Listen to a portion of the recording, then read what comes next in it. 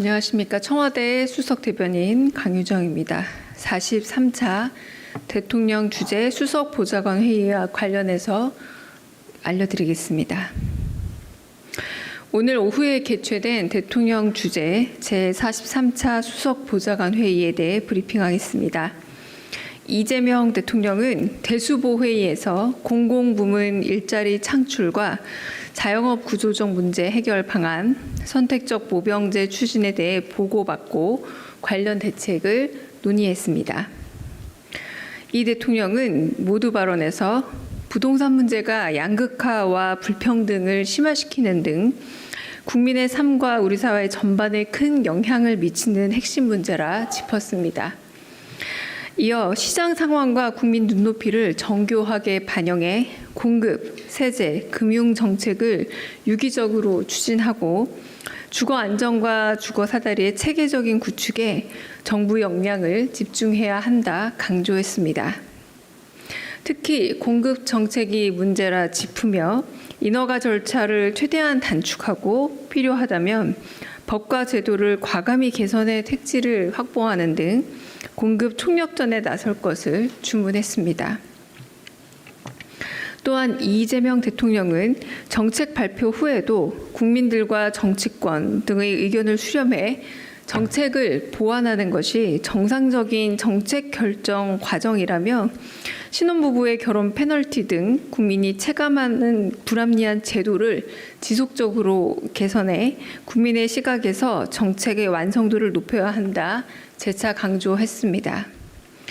이 대통령은 인공지능과 드론, 로봇 등 첨단 기술을 중심으로 전장의 환경이 빠르게 변화하고 기존의 인력 중심 군 구조를 유지하기도 어려워지고 있다며 선택적 모병제 도입을 포함한 국방개혁의 필요성을 강조했습니다.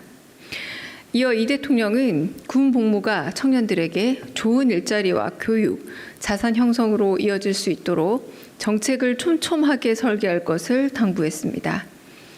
이 대통령은 스토킹과 교제폭력 등 관계성 범죄와 디지털 성범죄에 대해 신고 단계부터 피해자 중심, 피해자 우선 원칙에 따라 신속하고 과감하게 대응할 것을 지시했습니다. 또한 수사권과 기소권의 분리 과정에서도 여성 청소년 대상 범죄 대응에 빈틈이 생기지 않도록 제도를 보완하고 불법 사이트 통합 대응 방안도 국민이 안심할 수 있게 면밀히 마련할 것을 당부했습니다. 비공개 내용에 대해서 알려드리겠습니다.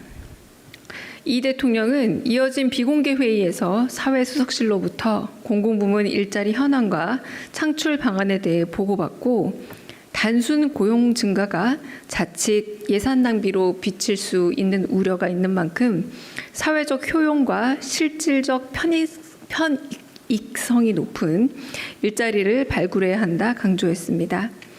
이어 공공부문 일자리의 수적 확대에만 집중할 것이 아니라 실제로 꼭 필요한 일자리인지를 살피는 한편 적정 임금에도 유의해달라 당부했습니다.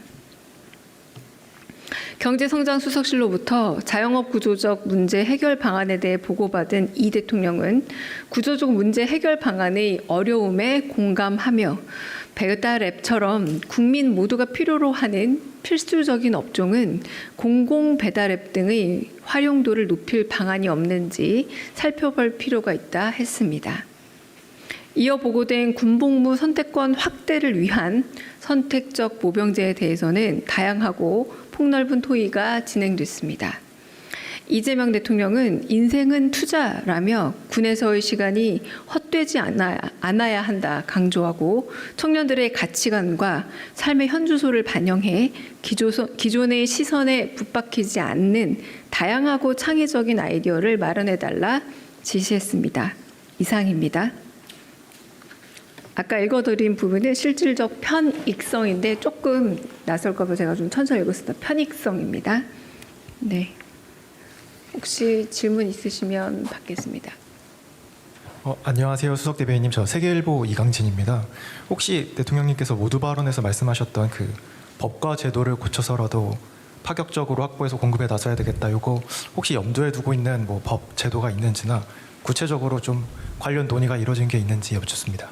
네, 그 부분에 대해서는 여러 가지 방안들을 고려할 때 너무 기존의 생각에 매달리지 말라라고 얘기하셨던 부분과 일관된 것으로 뭐 구체적인 사안들은 그때그때 상황이 발생하는 대로 알려드리겠습니다.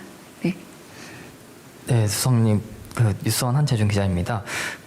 오늘 대통령께서 이제 이런저런 좋은 제안이나 수정안이 제시되면 합리적으로 검토해봐야 한다고 말씀하셨는데 부동산 정책 관련해서 저희 세제 개편안 같은 경우가 이제 비거주 1주택 세부담 강화 같은 게 이제 정치권에서도 좀 이런저런 얘기들이 나오고 있는데 정기국회 때 이제 제출하기 전에라도 이제 수정안을 만들어서 이제 국무회의 의결을 하신다고 좀 저희가 받아들여야 할지 첫 번째로 궁금하고요. 그 두 번째 궁금한 거는 이제 보도가 나왔는데 대통령께서 이제 국민의힘 소속 다선 의원들과 골프 회동에서 임기를 단축해서라도 개헌을 해야 된다, 분권형 개헌을 해야 된다 이렇게 말씀을 하셨다는 보도가 나왔는데 이에 대해서도 좀 말씀 부탁드립니다. 네, 첫 번째는 정책이 오락가락처럼 보이더라도 안 바꾸는 것은 낡은 과거 방식이다. 누더기라는 식의 표현에 구애받지 말고 과감하게 의견을 수렴하면 좋겠다라는 말과 연관된 말씀으로 들립니다. 네, 오늘 말씀에서 하신 의도는 특정한 어떤 정책 하나만을 염두에 두고 말씀하신 내용은 아니고요. 정책을 추진하는 일방적인 방식에 대해 국민적인 이해를 도우려는 말씀이었습니다. 어떤 정책이든 목표와 방향은 분명히 하되 이견이 있는 것들은 그 과정에서 합리적인 근거, 사회적 논의를 바탕으로 조정해 갈 수 있고 그것이 정책 완성의 과정이라는 의미지 이것이 특정한 법안 내지는 개편안을 두고 그것을 지칭한 말씀은 아닙니다. 그리고 두 번째 말씀은 제가 확인하지 않은 내용 그리고 모르는 내용인데다 대통령의 비공개 일정, 비공개 발언에 대해서는 확인이 어렵습니다. 네. 네, 고생 많으십니다. MBC 김정은 기자입니다. 정부 부동산 대책에 대해서 서울시에서는 사전 협의가 부족했다면서 유감도 표명했고, 그리고 그린벨트 해제에 대한 반대 입장을 유지했는데 이 부분에 대한 입장을 여쭙고 싶고요. 별개로 오늘 국회에서 5.18 관련 포럼이 있었는데 역사 왜곡이나 폄훼 논란 등이 있는 이런 행사가 국회에서 열린 데에 대한 입장도 같이 여쭙고 싶습니다. 네, 첫 번째 서울시 관련된 내용은 저희가 대수보 회의 진행 중에 나온 걸로 알고 있습니다. 거기서 실장이 언론 인터뷰를 한 걸로 알고 있는데 저희가 아직 파악하지 못했을 뿐만 아니라 국토부에서 관련 대답은 청하시는 게 더 빠르고 정확한 대답을 들으실 수 있을 것 같습니다. 그리고 5.18 정신 폄훼하는 행사라고 말씀하셨는데 이 역시도 아직 제가 정확하게 파악이 좀 안 된 사안으로 좀 대답은 지금 추후에 좀 더 알아보고 나서 답을 드리도록 하겠습니다. 네, 다만 5.18 민주화 운동은 대한민국 민주주의를 수호하고 발전시킨 명실상부한 민주화 운동이라는 점과 그리고 그런 이 민주화 운동에 대해서 혹여라도 왜곡하고 폄훼하는 모든 시도들은 단호히 사회적으로 엄단해야 될 문제 그리고 허위사실 유포 등이 있다면 이는 좀 다른 차원에서 또 접근해야 될 문제라는 점에 대한 일반적인 5.18 관련 문제에 대한 대답을 대신 드립니다. 네. 네, 조선비지 이슬기입니다. 대통령께서도 이제 여러 의견을 충분히 수렴하고 또 고쳐가자라고 말씀하셔서 언론 보도에서 나온 거 몇 개 좀 여쭙고 싶어서요. 이게 오늘 부동산 대책에서 보면 수도권 규제 지역의 민간 분양 잔여 물량 LH가 이제 우선 매입해서 공공 임대로 돌리는 이런 것도 있고 청년한테 청년 무주택자한테 지원해 주는 게 있는데 일단 두 번째 보면은 이게 일반 무주택 실소유자는 조금 배제되지 않았냐라는 이런 의견들도 좀 기사들이 있더라고요.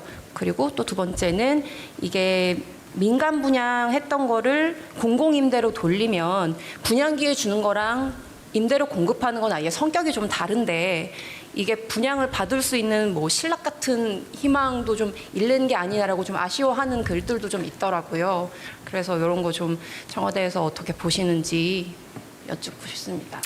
오늘 대통령께서 말씀하신 의도 그렇고 청와대 입장은 정부가 특별한 각오로 전방위적인 공급 총력전에 나섰다라는 점과 그리고 무엇보다 속도감을 저희가 1, 2차 브리핑 때 모두 드렸을 겁니다. 속도감을 좀 더 높이고 공정하고 합리적인 조세 그리고 세밀하고 두터운 금융 정책을 통해서 이 세 가지 유기적 조합이 있어야 이런 것들이 각종 인허가 절차에 대한 최대 단축 등과 함께 실질적으로 국민 여러분께서 체감할 수 있는 그런 공급이 되지 않을까라는 의미에서 매우 속도를 높였다 여러 번 말씀드렸고요. 지금 말씀하신 세세한 정책적 부분들은 오늘 발표 주체에게 질문하시고 답을 듣는 게 더 명확할 듯합니다. 이를테면 또 그런 부분에 대한 여러 가지 의견들도 부처를 통해서 다시 한번 수렴이 되고 그 논의가 수렴된 이후에 더 논의가 진행되지 않을까 싶습니다. 지금 관련하신 세제 구체 사안들에 대해서는 발표한 부처에서 여쭤보시는 게 가장 정확할 듯합니다. 네. 예, 수석대변인 SBS BJ 김한진입니다. 이제 공급이랑 금융 대책까지 나왔으니까 앞으로 추이를 좀 보긴 해야겠지만 대통령께서도 뭐 국민의 의견 계속 잘 들어보고 개선이나 보완 필요하면 진행하라 이런 뉘앙스로 말씀을 하셔서 혹시 앞으로도 최근에 있었던 토론회나 아니면 뭐 비공개 회담이나 이런 것들이 또 열릴 가능성이 있는지 좀 궁금합니다. 뭐에 대한 토론회나 뭐에 대한 간담회 말씀하시는 부동산 건가요? 정책 뭐 후속 뭐 보완이나 개선에 필요한 의견 수렴? 부동산 정책이면 지금 오늘 공급 대책 말씀하시는 걸까요? 뭐 전반적이죠. 공급, 금융 그리고 그 전에 세제 개편안도 네, 공급 보완이 대책은 있어요. 지금 나왔습니다. 지금 나와서 지금 언론에서도 다양한 평가들과 의견 수렴이 있는 걸로 알고 있습니다. 네.